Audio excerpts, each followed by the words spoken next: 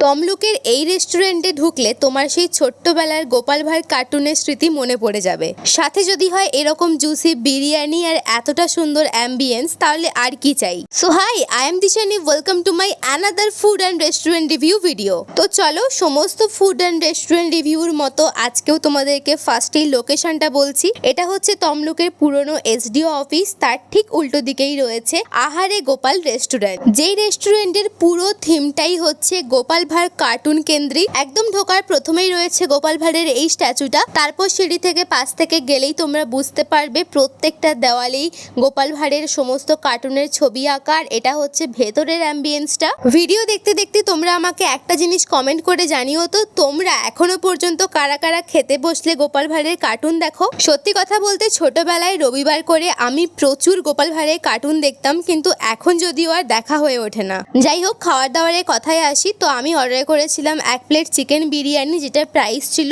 159 rupees. Menu কার্ডটা তোমাদেরকে দেখাতে পারলাম না, কারণ আমি গেছিলাম নববর্ষের দিন, আর নববর্ষ স্পেশাল এদের একটা মেনু কার্ড লঞ্চ করা হয়েছিল, যার মধ্যে রেগুলার মেনুগুলো ছিল না। আগেও আমি একবার ট্রাই করেছিলাম, সেদিনে এক পিস চিকেন ছিল, আজকে দেখলাম চিকেনের পিসগুলো ছোট হলেও 2 পিস চিকেন। বিরিয়ানিটা ভীষণ জুসি ছিল, আমি এটাকে দেবো 7 আউট অফ 10 আর রায়তাকে 10 আউট অফ 10। তমলুক থেকে কারা কারা এই ভিডিওটা দেখছো আর এই রেস্টুরেন্টের খাওয়ার কারা কারা ট্রাই করেছো, আর তোমরা কি কি খাওয়ার অর্ডার করেছিলে, যদি ট্রাই করে থাকো তাহলে আমাকে অবশ্যই কমেন্ট করে জানিও। আর তোমাদের খাওয়া দাওয়ার কেমন লেগেছে সেটাও জানাতে কিন্তু একদমই ভুলো না।